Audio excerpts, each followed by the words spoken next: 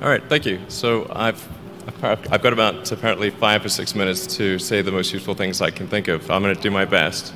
It was suggested that I distill things down to three items. I think I'll go with 4, and I'll try. I think these are pretty important ones. I think the first is you need to work. Depending upon how well you want to do, and particularly if you're starting a company, you need to work super hard. So what does super hard mean? Well, when my brother and I were starting our first company, instead of getting an apartment, we just rented a small office and we slept on the couch. And we showered at the YMCA, and we're so hot up we had just one computer. So the website was up during the day, and I was coding at night, 7 days a week, all the time.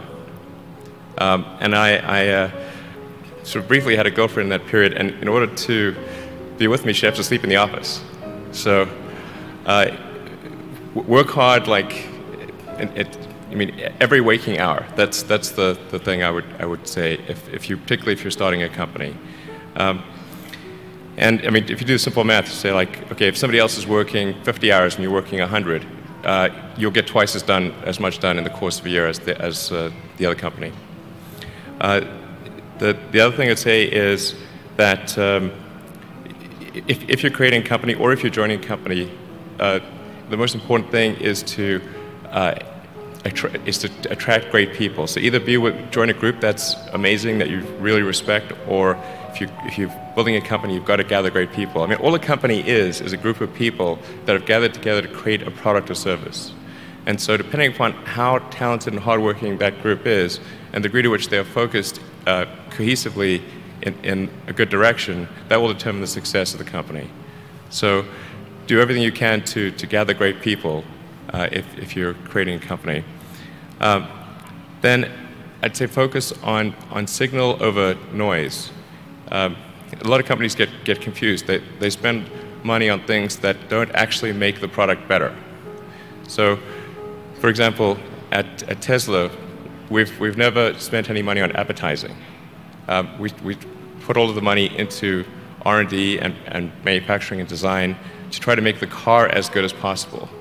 I think that's the way to go. So for any given company, just can keep thinking about, are these efforts that people are expending, are they resulting in a better product or service? And if they're not, stop those efforts. And then the final thing is to sort of don't just follow the trend. So you may have heard me say that it's good to think in terms of the physics approach or first principles, which is, rather than reasoning by analogy, you boil things down to the most fundamental truths you can imagine, and you reason up from there. And this is a good way to figure out if something really makes sense, or if it's just what everybody else is doing. It's hard to think that way. You can't think that way about everything. It takes a lot of effort. But if you're trying to do something new, it's the best way to think. And that framework was developed by physicists to figure out counterintuitive things like quantum mechanics. So it's really a powerful method. Anyway, so that's, and then I think that the final thing I would encourage you to do is, now is the time to take risk. But as you get older, your obligations increase. So and once you have a family, you start taking risk not just for yourself, but for your family as well. It gets much harder to do things that might not work out. So now is the time to do that before you have those obligations. So I would encourage you to take risks now. Do something bold. You won't regret it. Thank you.